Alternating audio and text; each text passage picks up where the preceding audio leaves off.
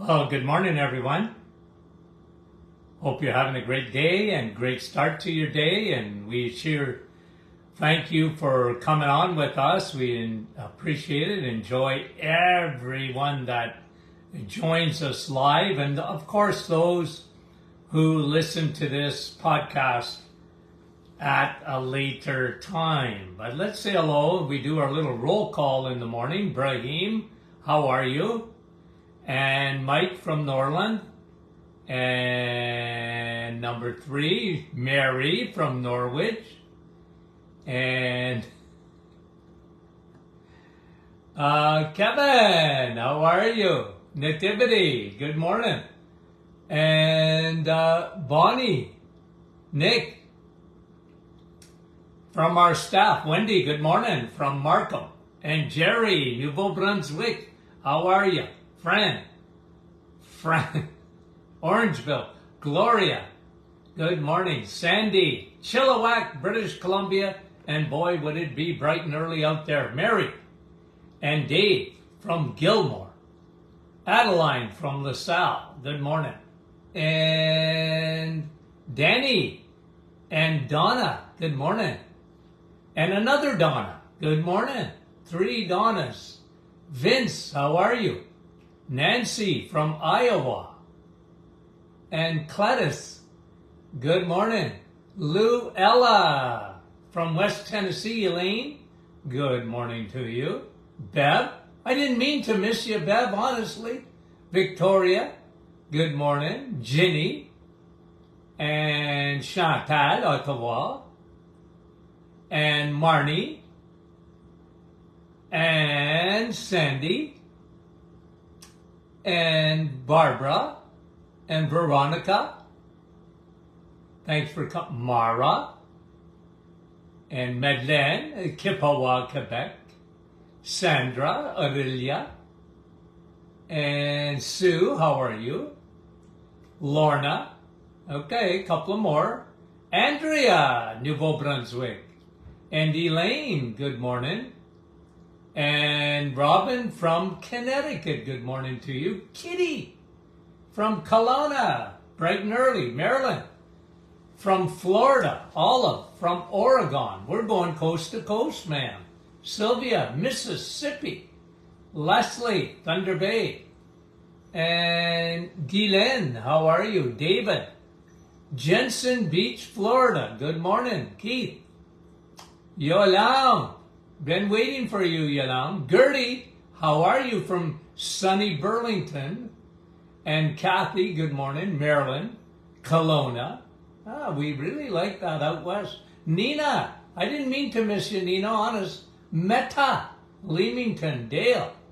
Courtright, Ontario. Susan from Bowmanville. And Rhonda, oh, I want to sing. Millica. And Sue, how are you from Bolton? Diane, 2 more. Calla, New Brunswick, California. Is that right? Or Jean, or did I read that wrong? Linda, do you know how much I love the Lindas? Karen and Star from Richmond Hill. Natalia, Taranta, and Patricia from Windsor. John, how are you?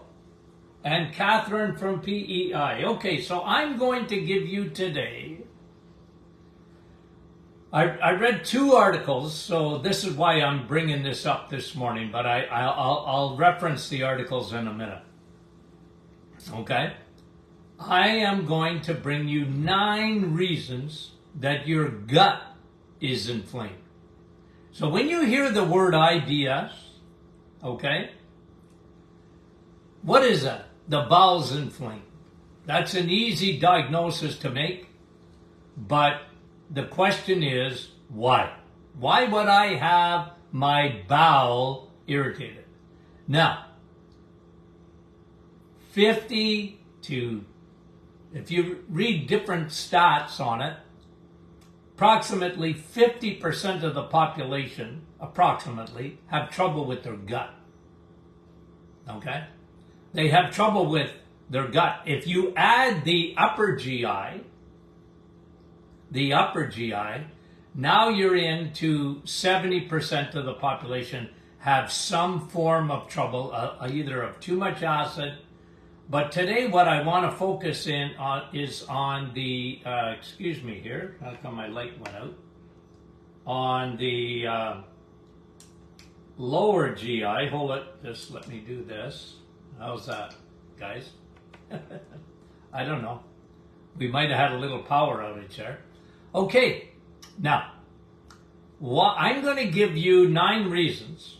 Okay, so if you got your pen and paper out, and we can always post this after on the private Facebook group. I'm going to give you 9 reasons that your gut's bothering you. And this comes from years and years and years of experience in my clinic. Why is your gut bothering you? Why do I have IBS? Now, again, you might have diverticulosis. People have Crohn's disease. Some have ulcerative colitis. All of that I'm including in this IBS, okay? Because the bowel is irritated. Why? Okay? And I'm going to try and put some order in it, but let me just put them in the order I think. But again, there's no real science to this. This is more my observations over the years. Okay?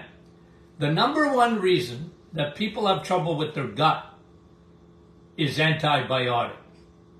Okay? The number one reason. You take antibiotics, it wipes out all your good bacteria within 5 days. But guys, you just have to understand that. Am I against antibiotics? Of course I'm not. They can save your life, the greatest discovery of the 20th century. I give them credit. Antibiotics save your life. If you need them, no problem. But the double-edged sword of an antibiotic is it wipes out your bacteria. It changes things, okay? And I use this illustration, okay? You know me, I'm an illustrator. I got to see things in my mind, and I got to see pictures because it's the way my brain operates, okay? So I'm showing you 2 carpets, okay? For those listening on a podcast, use your imagination. Remember in the 70s, the shag carpet? You remember that? Okay? The shag carpet is really a picture of your small intestine. These big things, okay, sticking out in a shag carpet are representative of your villi. Okay? You have millions of villi, like a shag carpet, in your gut. And it helps to absorb food, it helps to break food down, it helps to protect between your gut and your blood. But what happens? And it can happen with antibiotics, okay? Not only are your friendly bacteria destroyed, it's friendly fire. It's killing the bad guys, but it's killing the good guys too. And a lot of people, and if you've read any of my books, I talk about the connection between antibiotics and autoimmune disease. Why? Because it changes the shag carpet to a tight-knit carpet. Okay? A more modern carpet. You see that? You see how this is just tightly knit? A modern carpet. And that might be nice in your house, but it's not good in your small intestine. Why? Because it got carpet bombed. This is carpet bombing. Okay? Antibiotics can destroy the carpet, the shag carpet that you're supposed to have in your small intestine. Those villi are absorbing food and protecting your blood from any garbage getting in there, any toxins, any yeast. And this might be nice in your home, guys, but you want the shag carpet, not the flat like carpet. Antibiotics, the number one reason for autoimmune, the number one reason for digestive issues.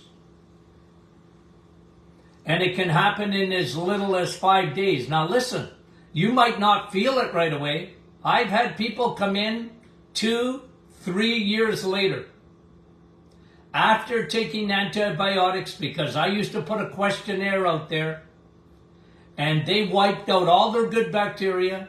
They didn't realize it. They started a process of inflammation and irritation in their gut because of antibiotics. Okay? So remember, if you ever have to take an antibiotic, you make sure you're taking probiotics with the antibiotic. Now, people think, oh, no, I'll wait till I finish. Don't do that. Because you're talking about trillions of bacteria.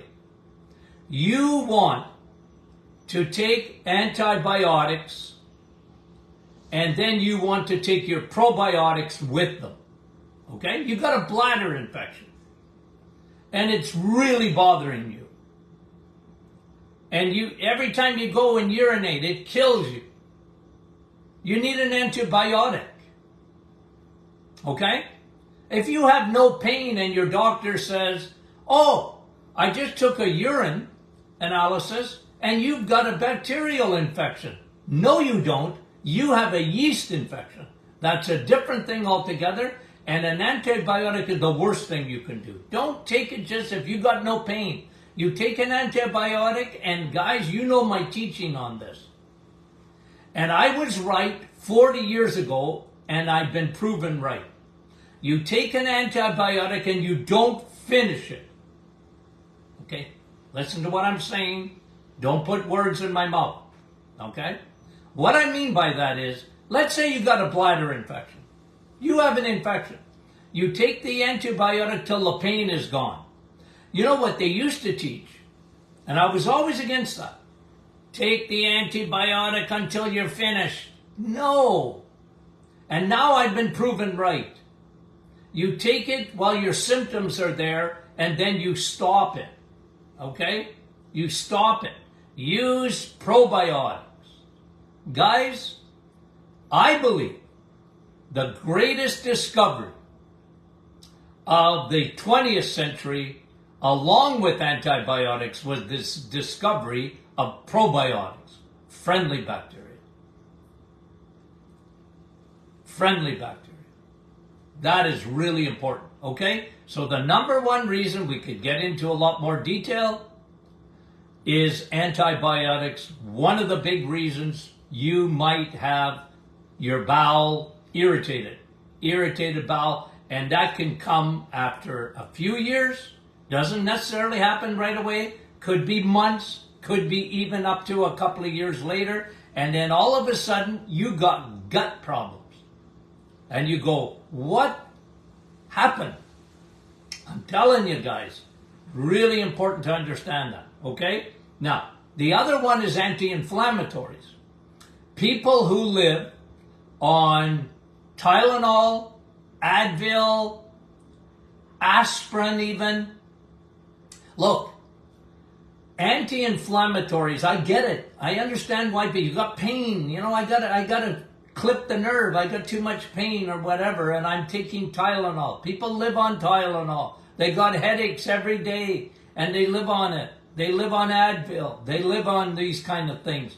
But guys, okay, naproxen and, which is Aleve. Guys, listen.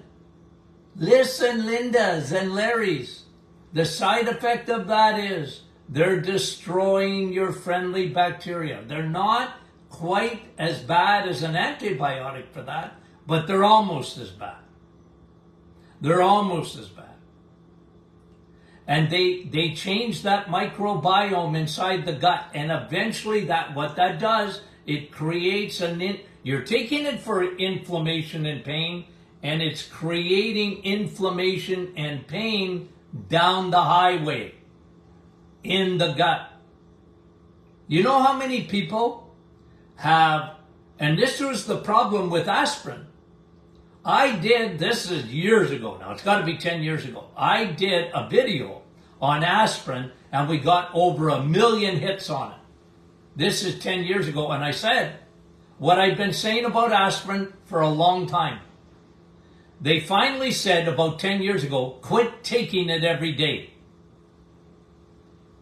The side effects outweigh the benefits. That was the news headline. And for years, people were just taking aspirin like it was aspirin. Like, hey, it's so good for me. It keeps me from a heart attack. Well, look, if you're having a heart attack or stroke, take an aspirin. But don't take it every day because of the bleeding, because of the irritation, because of what it does down the highway in your stomach and in your gut. Okay? So, antibiotics, anti-inflammatories. And again, guys, I'm not saying you can never take it. All I'm saying is, whatever you do, make sure you're taking a broad spectrum probiotic to save your gut. Number 3. Okay, this is very controversial. I'm right. I'm right. I'm right.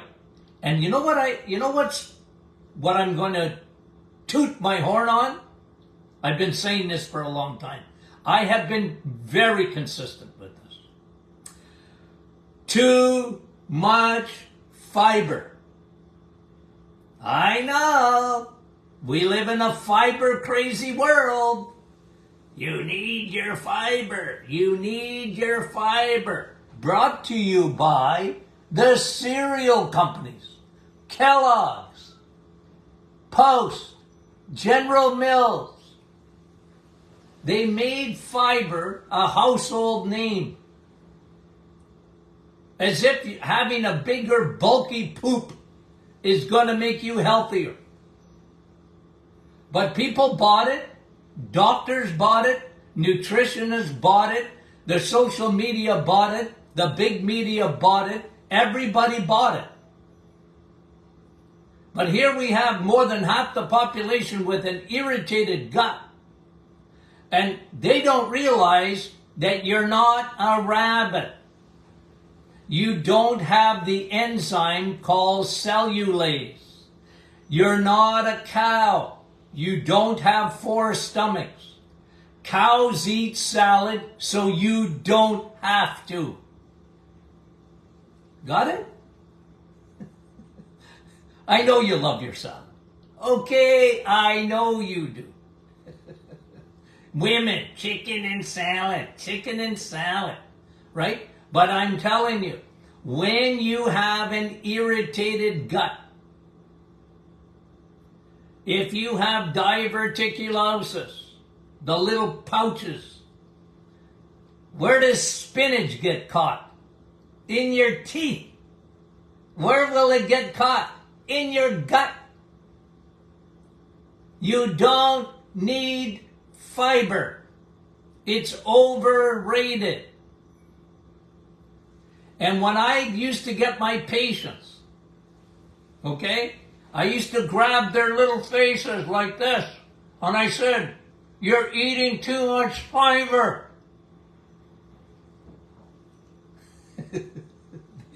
What? You're eating too much fiber. And it's so amazing that the world went for it. And they said, well, if I don't go to the bathroom twice a day, number 2, it can't be healthy. I said, well, that's waste. Would you agree? It's waste. So you're going to have a bulkier stool. So what? What does that mean? I'm detoxing. Nah, you're not detoxing. You're not detoxing. But I don't want you to be constipated. And constipation is not defined by whether you go to the bathroom every day. It's not defined by that. They changed the definition. I watched them do it. Okay?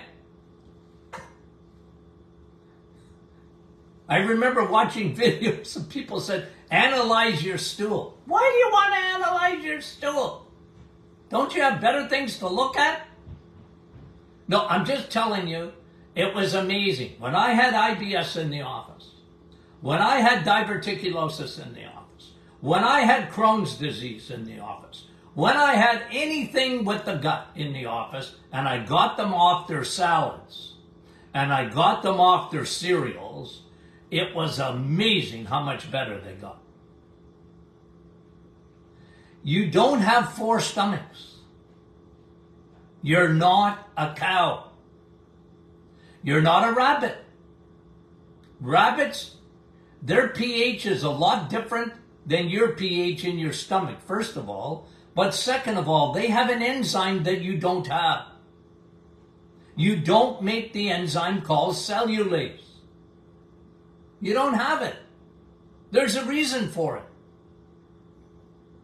You're not to live on salad. Okay, you want to have a salad once in a while? Okay, go for it. But not if you have a bad gut. Oh, Dr. Martin, if I don't eat oatmeal, ooh, oatmeal is for horses. Oats. They're vegetarians, not you. Okay, so the third reason, too much fiber. I mean it. Okay? I know you're not going to hear this, but I mean it. And I'm telling you by clinical experience that people are living on fiber, and they've done this too. Okay, here's what they've done, and it bothers me. Well, fiber is a prebiotic, and they made a big thing of prebiotics. You know, fertilizer for your bacteria. You need fiber to fertilize your bacteria, your friendly bacteria in your gut. No, that was brought to you again by the cereal companies. It's nonsense. The best prebiotic is steak. How's that? Your gut loves steak. It loves it. Okay?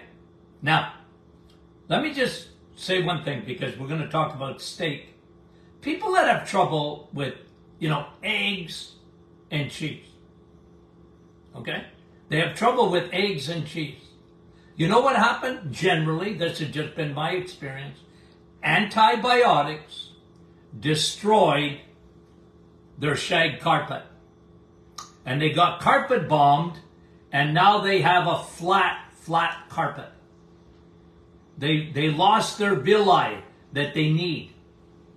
And therefore now they can't eat eggs. Eggs bother them, and cheese bothers them. But don't blame the eggs, and don't blame the cheese. It has to do with those antibiotics, and you can regenerate your gut. Okay? You can regenerate your gut. And don't ditch dairy, switch dairy. I don't want you drinking milk unless you have a cow in the backyard. I want you eating cheese. Because cheese is so stinking good for you. And it's good for your gut too. Okay? It's good for your gut too. Okay, now. Antibiotics, anti-inflammatories, too much fiber, and 4, not enough water and coffee. People, I had somebody yesterday telling me, Dr. Martin, you're joking, right? Do I look like I'm joking when I talk to you about coffee? Coffee is nature's fiber, not salad. Coffee, not oatmeal. coffee.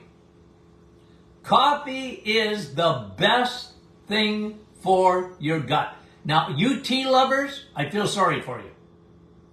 Yeah, you can have a little tea, I get it. But coffee is the best thing for your gut. It's anti-inflammatory. It provides movement in the gut. It feeds your friendly bacteria. You know what your friendly bacteria like?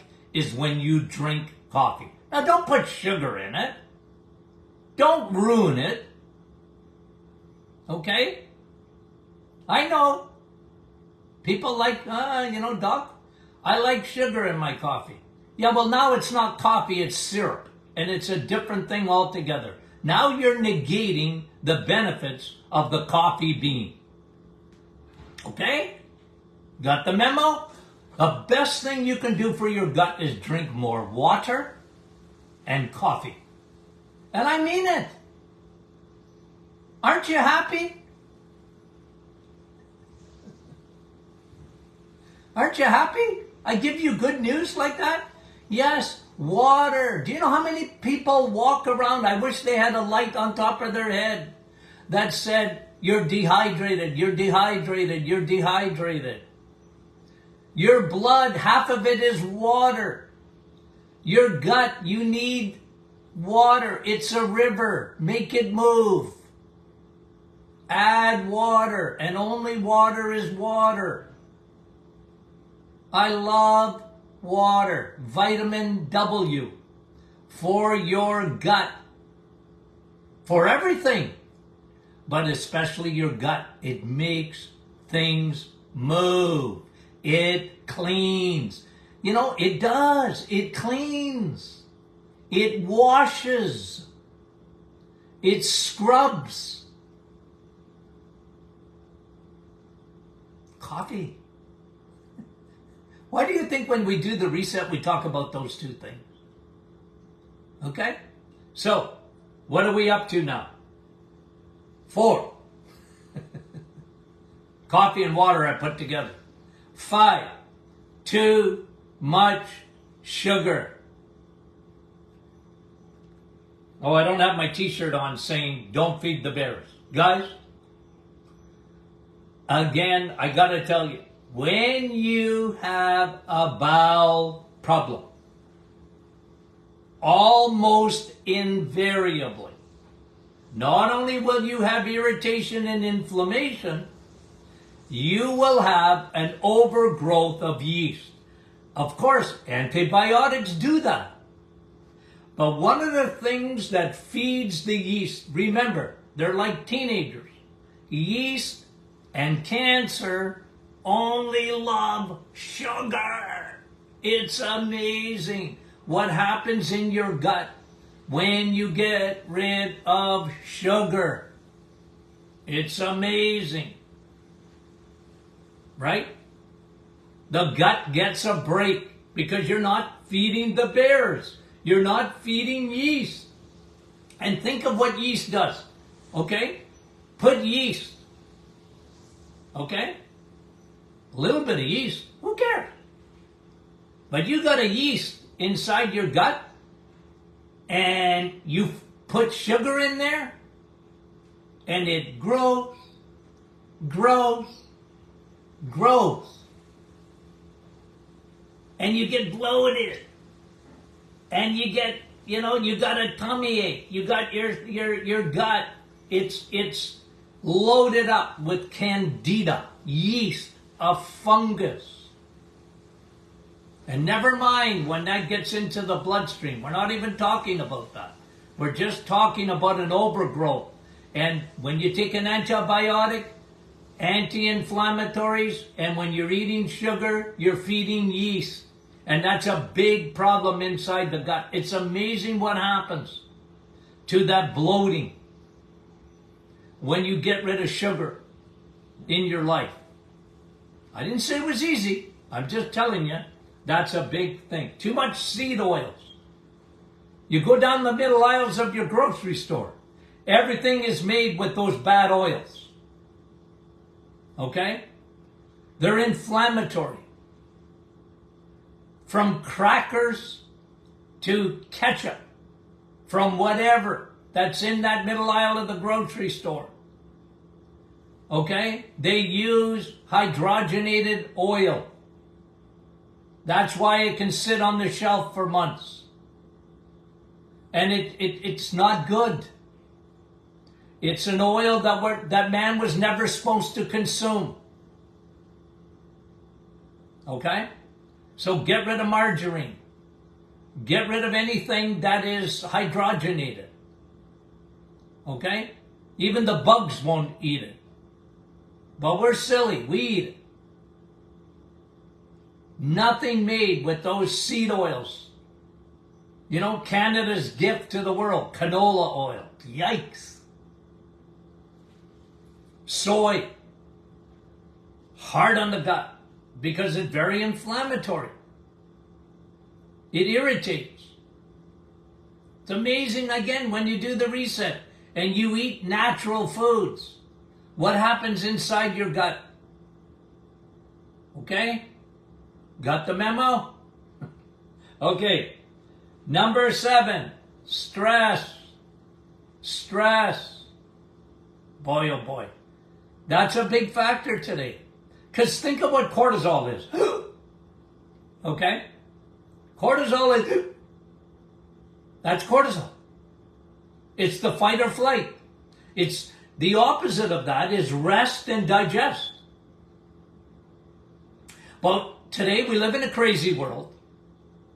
Everything seems to be coming at us at 100 miles an hour compared to what it used to be. It's social media, it's the news, it's TV, it's 24-hour news cycles, it's our family dynamics, it's whatever.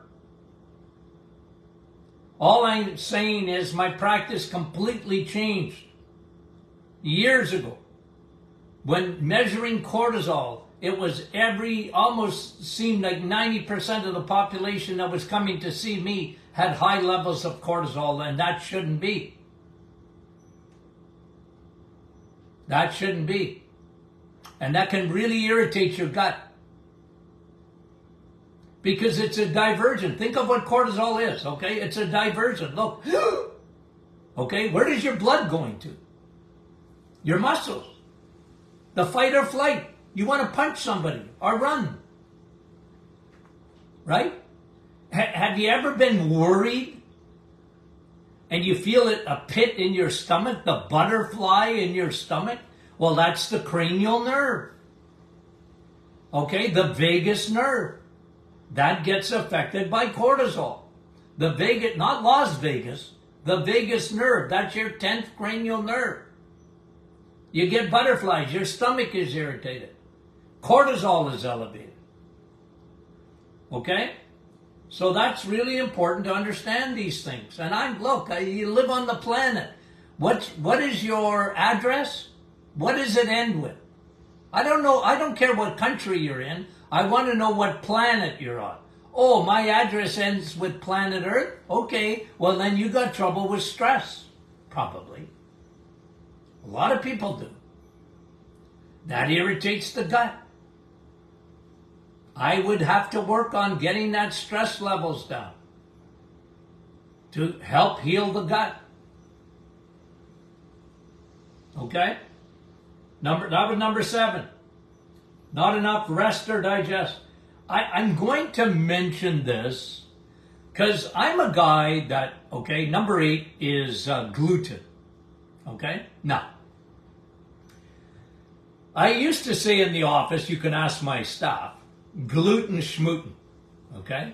Because I never put it up at the top of the hit parade for causing stomach problems. And there was a whole industry that came in, 20 years ago or whatever, what was it?